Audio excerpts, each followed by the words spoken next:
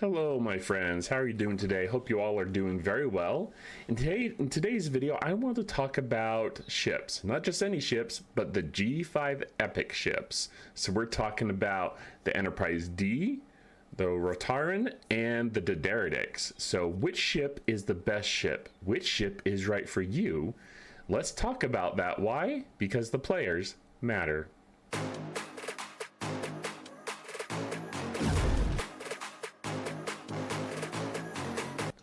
Okay, so we're here in game, and let's turn off my camera so we just kind of hop into it and look at some of these different ships. Now, I will say that this video was prompted from a conversation I had online or on Discord. Mad Dog, big shout out to you, buddy. Thank you for this idea here. But Mad Dog put a comment out there, and he basically said, shared his disappointment with me that I had not yet made a video about which G5 Epic ship was the best ship. I think it's going to go without saying that generally speaking, there's certain ships are good at certain things in the game. But anyways, I decided, you know what, I'll do some investigation. As a huge Next Generation fan, I've already decided that that's the route I'm going to go with the Enterprise D. But you know, there are some differences. We got some input from different players I know that are able to really deep dive into this game a lot and gave me some great input. So I wanted to go over the different ships here. We can look at them. I guess I won't scroll over to the G6 area here. One thing I will mention though is you want to be careful, as with all things, that you have the credits for it. If you're going to be buying these with credits, you're going to need around 2 million credits to buy the blueprints for all of these. And I think the Selkie's like 1.5, and so you usually need to make sure you have enough credits so that when you're getting these ships, it doesn't slow down your other progress with other things in the game. So let's start here. We'll just start here and we'll go from right to left. We got the D'Deridex, and it's so big it almost doesn't fit in my screen. I think it looks like a pretty sick looking Romulan warship there. Not bad. So once again, Ops 60 shipyard, and yes, it's a chore, it's a pain to go from 59 to 60. I'm kind of suffering through that right now, but hopefully able to get mine next month, and when I get my ship, I'll be able to build that and hopefully share that with you all. Probably do it on stream, so feel free to follow me on Twitch and join in the shenanigans and whatnot there. Love hanging out with each and every one of you. So 359 hull health. TAC 91 million, defense 53 million, and I'll leave it up to you to go into the details, but here is the D'Deridex. Has the Warbird ability as long as the opponent is burning, which matches a battleship. So burning, the D'Deridex increases the number of shots of each weapon by 0.1 cumulative, and it obviously increases as you tier that up. So there is a quick look at the D'Deridex.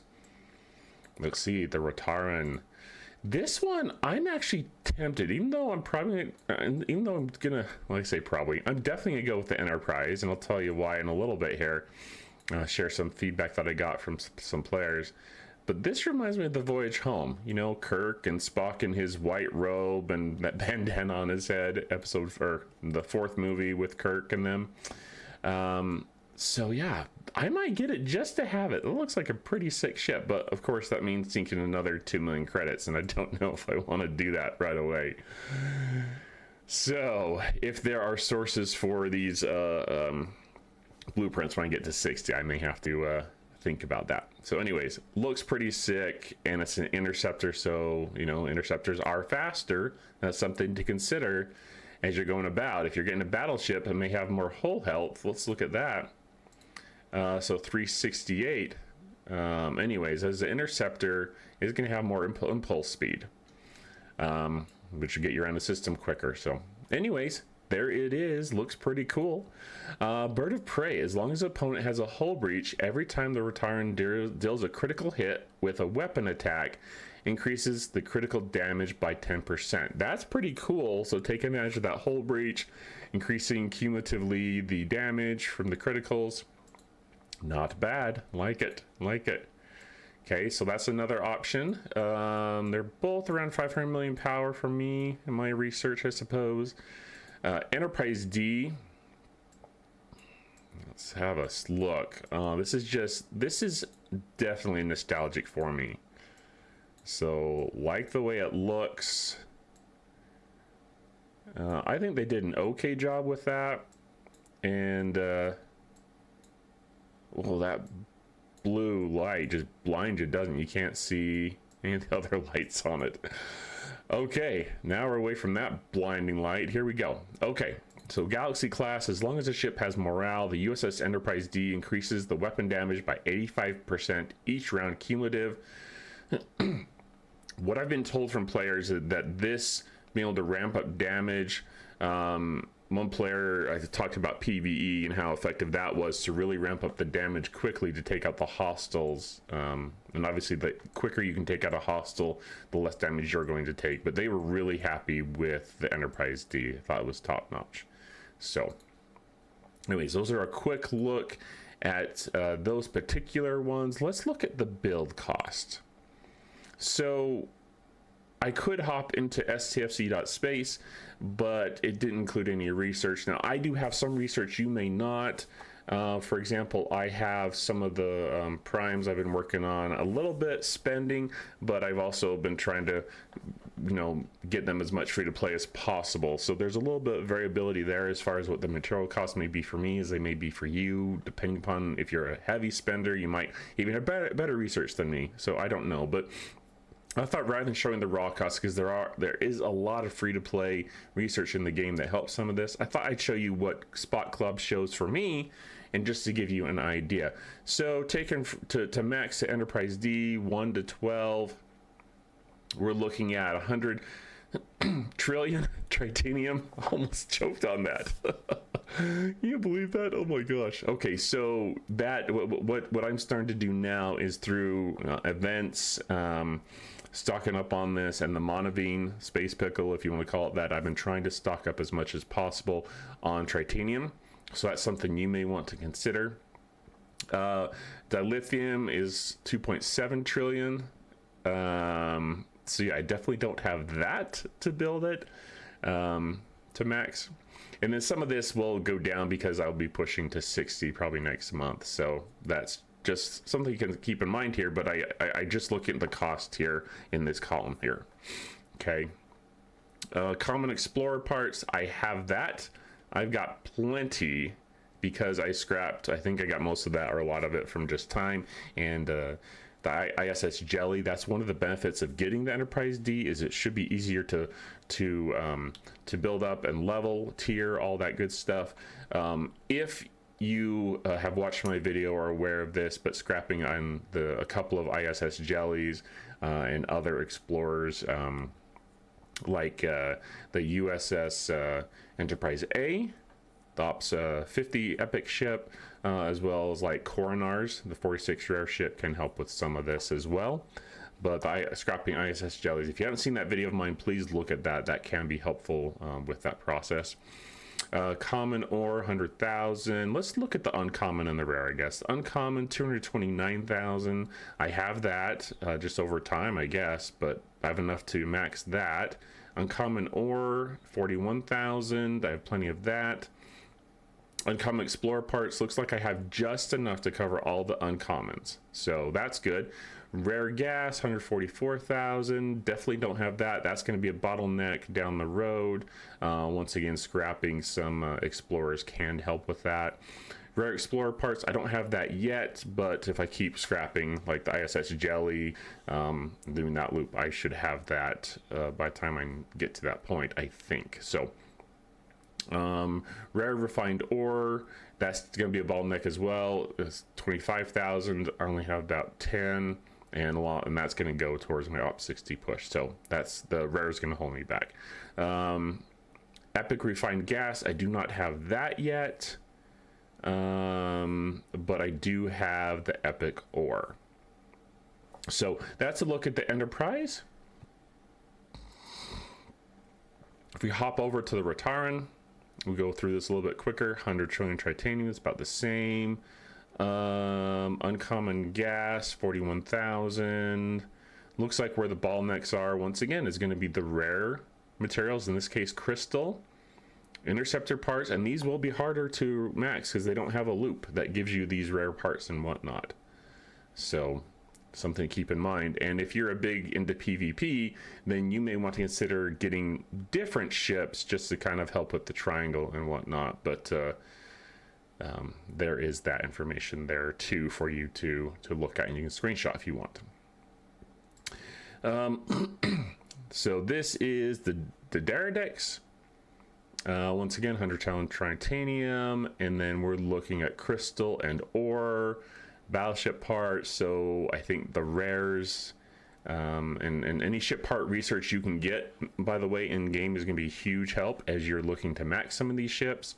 But you will want to prepare for various things here. Uncommon and rares and epic material is going to be where you will want to, I think, focus and watch out for. So there is that. Now, when I talk to players, the general, I guess you could say, gist, or the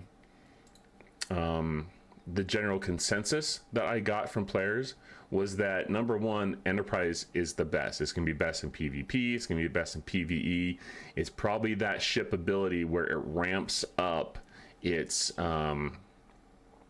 its damage each round is pretty impactful when it comes to fighting. It doesn't matter if it's PvP or PvE. The Rararan is close in PvP, but it's not quite there when it comes to the PvE type stuff. And the Daradex is close to PvE, but it lags behind in the PvP.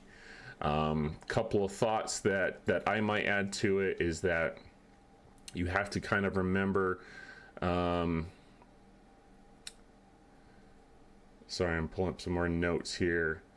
That one thing that you may want to kind of focus on as you're heading towards 60, because remember, you're going to need morale on an explorer. Well, one thing that you may want to focus on is through the NX01 loop, through the export store, you can actually pull the Voyager officers and start maxing those. So thinking about officers specifically that trigger status effects like Harry Kim. If you max Harry Kim, you can put him below decks from around. You don't have to use a bridge slot for him. Belana Torres, she's good to have below decks cause hull breach. So if you have the Rararan, you can put her below decks as a max, triggering 100% of the time, and not have to use, Lorca or something like that on your bridge. And then obviously Neelix does the burning. So even though you want to plan for materials and whatnot, I would also think about officers to trigger those status effects. If you can have those below decks, then it's going to be helpful for you as well. I think also you can use like Janeway, because she can transfer shield to the shield transfer. Probably pretty good for the Enterprise D. From what I've heard, the Daradex from what I've heard, players aren't super thrilled with that.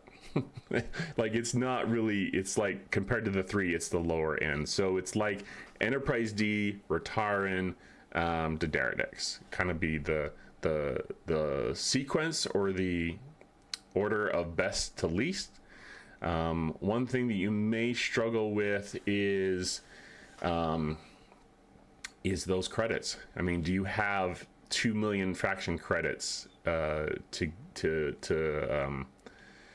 invest in buying one of those ships? If you're not, you probably shouldn't go to 60.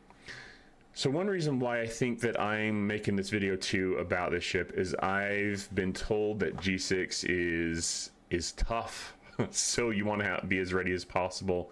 And so my goal is to have a max Enterprise as soon as I can to help me in that range. Probably before I get there, I want to have a decently leveled Enterprise before I even jump to the 60 plus, at past 60, so 61 and above. I heard it's super helpful to have a strong epic ship to do that. Apparently 61 and above is, you consider it as a kind of a complete reset of the game, where I mean, it's no longer 300 platinum per day for you know, for speed ups, but it's like 1.5 million or something per day. I don't remember what it was. It was some crazy number. So yeah, just having a good ship in preparation for those levels as you're getting up to that point.